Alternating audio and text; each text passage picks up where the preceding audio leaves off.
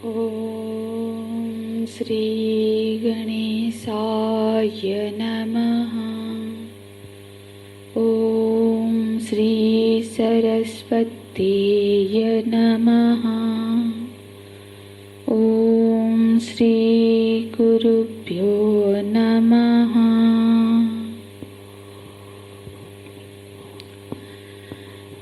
श्लोक नंबर 20। न जायते म्रियते वा कदाचित् नायं भूत्वा भविता वा न भूयः अजो नित्यः शाश्वतोऽयं पुराणः न हन्यते हन्यमाने शरीरे न हन्यते हन्यमाने शरीरे।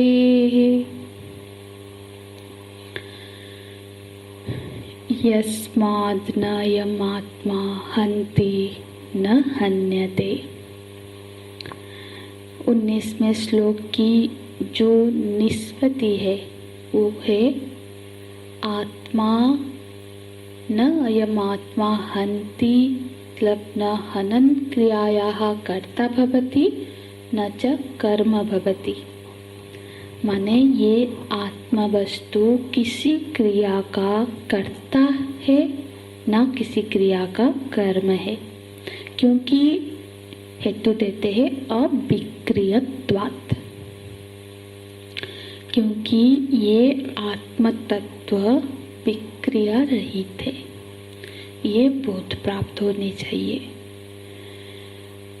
तो ये जो अगला श्लोक है, ये जो 20वां श्लोक है, इसी में इस हेतु का कि आत्मा कथम अविक्रिय भवति, आत्मा निर्विकार कैसे है, ये विकार रहित कैसे है, इसी का इसमें उपस्थापना है।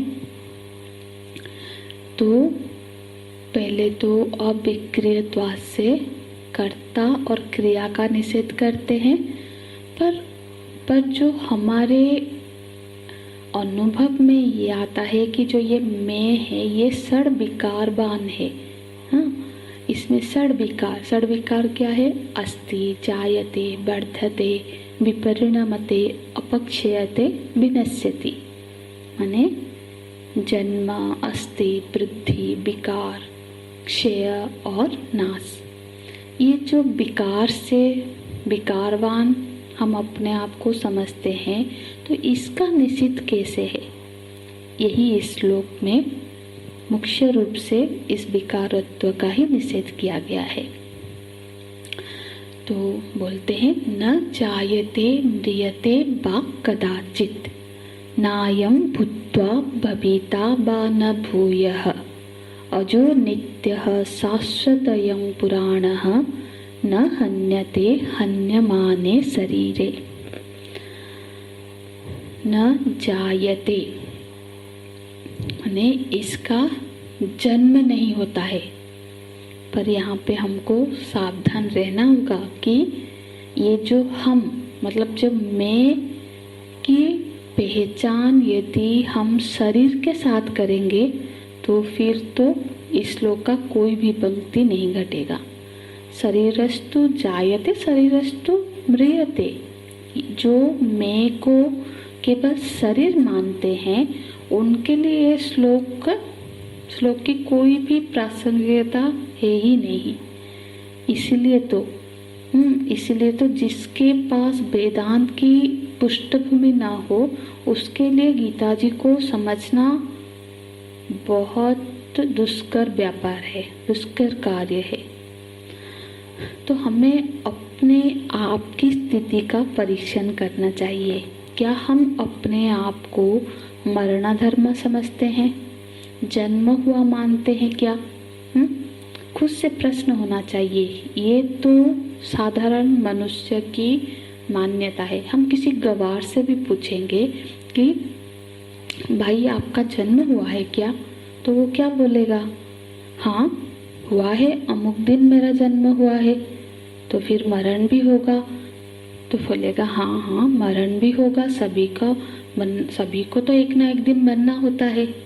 तो ये तो साधारण धरातल की समझ है, पर जो पांडित्य है वो तो तभी होगा जब ये बोध हो कि न जायते, माने जितनी भी जन्मने वाली वस्तुएं होती है उनका कोई ऐसा साक्षी है, कोई उनका जो साक्षी है जो स्वयं जन्म लेने वाला नहीं होता है। एक तो ये समझो। दूसरा ये भी कि चेतन वस्तु का कभी जन्म नहीं होता है, जन्म हमेशा जड़ वस्तु का ही होता है। चेतन वस्तु के जन्म की सिद्धि हो ही नहीं सकती है। किसी को देखो, इसको कैसे समझे हम, यदि हम कहेंगे कि चेतन वस्तु का जन्म हुआ, तो जन्म की सिद्धि तब होगी जब उसकी जन्म की घटना को किसी ने देखा है। जन्म की सिद्धि तो तब होती है ना, मतलब प्राग अभाव का नाश, प्राग अभाव के नाश को ही जन्म कहते हैं। माने प्राग अभाव की स्थिति को, प्राग अभाव मतलब प्राग पहले का अभाव, पहले किसी ने देखा है कि वो पहले नहीं था, फिर ये भाव रूप हुआ, तभी तो उसका किसी चीज का जन्म हुआ। तो माता पिता ही जन्म तिथि बच्चे का बताते हैं, क्योंकि उन्हें मालूम है कि इससे पहले ये नहीं था और फिर इसका भाव हुआ। तो जिसने जन्म लिया, जन्म लिया तो फिर वो क्या हुआ, दृश्य बना। और ये तो पक्का सिद्धांत है, यद दृश्यम तज्जड़म। तो फिर चेतन का जन्म कैसे सिद्ध हो पाएगा? जन्म की घटना सिर्फ जड़ में घटेगी, क्योंकि वो दृश्य बनता है। इसीलिए यदि ये मान लिया जाए कि मेरा जन्म हुआ है, तो फिर तो ये भी स्वीकार करना पड़ेगा कि मैं जड़ है। और कोई अपने आप को जड़ तो कोई कहेगा ही नहीं, जड़ कोई मानना नहीं चाहेगा, चाहे उसको ज्ञान हो ना हो अलग बात है। कोई नहीं कहेगा कि मैं जड़ हूँ। और जन्म हुआ मतलब जन्म सिर्फ जड़ का होता है, इसीलिए कहते हैं न जायते। और यत न जायते तत् न म्रियते, क्योंकि जातस्य चेत ध्रुव मृत्यु, यदि जन्म हुआ है तो मृत्यु भी होगी। कदाचित बोलते हैं, कदाचित न जायते म्रियते बा कदाचित, कभी भी नहीं, कदाचित अपि। कदाचित माने यहाँ काल की प्रभाव, मतलब आत्मा में काल का कोई प्रभाव नहीं होता है। जन्म और मरण तो काल में होता है ना, समय में होता है, काल में होता है। और काल जन्म मरण का अधिकरण बना, पर आत्मा तो काल का भी अधिकरण है। जन्म मरण माने क्या? जन्म मरण की प्राप्ति, जन्म मरण माने परिवर्तन। ये जो सारे परिवर्तन की अवस्थाओं की परिवर्तन है। तो जन्म मरण की प्राप्ति आत्मा में नहीं है। न जायते न म्रियते बा कदाचित, कभी भी नहीं है। नायम भूत्वा भविता बा न भूयः, उसी वक्तव्य को दूसरे भाषा में बोल रहे हैं। नायम भूत्वा भविता बा न भूयः। यहाँ भगवान भाष्यकार अभविता बोल लिखते हैं। भूत्वा माने कोई ऐसा यदि मानता है कि मैं हुआ हूँ, और अभविता एक दिन में मेरा अभाव हो जाएगा। एक दिन ऐसा समय आएगा जब मेरा अभाव हो जाएगा। और फिर भाव भूयः, फिर से जिसका अभाव हुआ है फिर उसका भाव भी होगा, फिर मेरा जन्म होगा। ऐसा जो मानता है वो सही नहीं है। बोलते हैं न भूयः, वो सही नहीं जानता है। हाँ, तो ये एक ही वक्तव्य है, बस उसको अलग अलग भाषाओं में समझने के लिए है। तो मृत्यु के बाद पुनः मेरा जन्म होगा। हाँ, पहले मैं हूँ, फिर मृत्यु होगा, फिर मृत्यु हुआ तो फिर जन्म होगा। ये वक्तव्य सही नहीं है। तो ये यहाँ पे ये निषेध वाक्य में नकारात्मक शैली में बताते हैं। तो फिर इसका सकारात्मक शैली क्या होगा? तो आत्मा का सकारात्मक रूप कैसा है? बोलते हैं अजो नित्यः शाश्वतयं पुराणः। अजः न जायते इति अजः। अजः है मतलब जिसका कभी जन्म नहीं होता है। नित्य, नित्य मतलब यहाँ पे जो काल के व्यवधान से रहित है, जो नित्य है। शाश्वत, शाश्वत माने एक रस, जो आत्म तत्व हो वो एक रस है। एक रस माने उसमें कभी घटना बढ़ना ऐसा नहीं होता है, उसमें कोई परिवर्तन नहीं आता है, वो जैसा का वैसा ही है, उसमें कोई वृद्धि क्षय नहीं होता है। अजर नित्य शाश्वत पुरा अयम अयम अयम आत्मा अयम पुराणः। पुराणः माने पुरा अपि नभः इति पुराणः, मतलब नित्य नूतन है। ऐसा नहीं कि पुराना हो गया। सूर्य देव कब के हैं? क्या कभी पुराने लगते हैं? जब उगते हैं तो नित्य नवीन होते हैं। हाँ, उसमें कोई न वर्धते इति पुराणः, उसमें कोई वृद्धि नहीं होती है, उसमें कोई परिवर्तन नहीं होता है। जैसे जो नवद्वार पुरिया है, मतलब जो देह है, हाँ, उसको अलग अलग सत्ता स्फूर्ति जो देने वाला है उसका नाम है पुराण। इसलिए तो हम ग्रंथों को भी पुराण बोलते हैं, वो कभी पुराना नहीं होता है।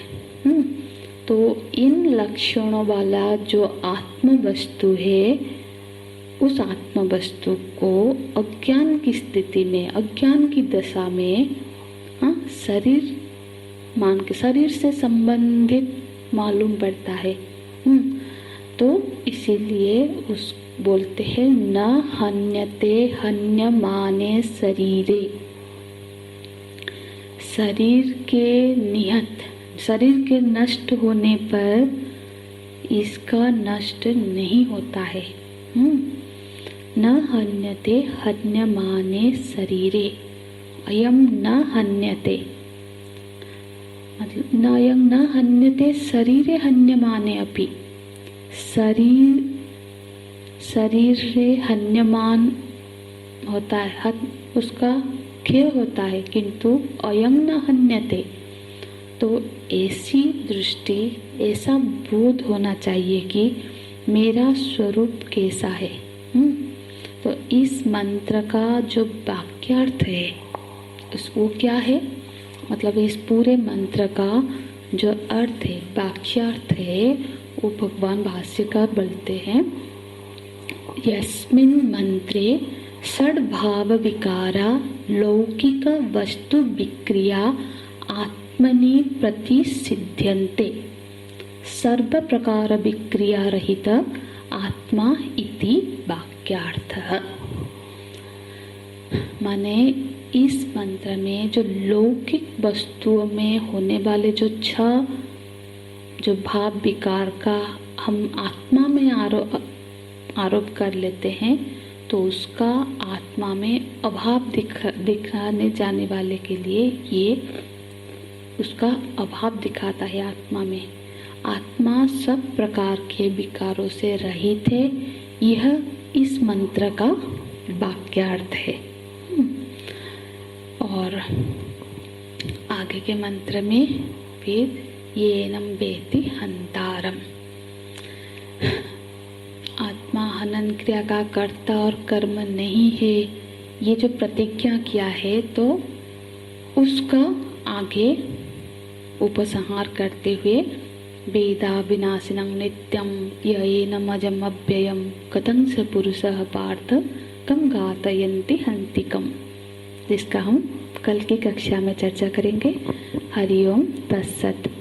ओम पूर्णमदः पूर्णमिदं पूर्णात् पूर्णमुदच्यते पूर्णस्य पूर्णमादाय पूर्णमेवावशिष्यते। ओम शांति शांति शांति। हरि ओम। श्री गुरुभ्यो नमः। हरि ओम।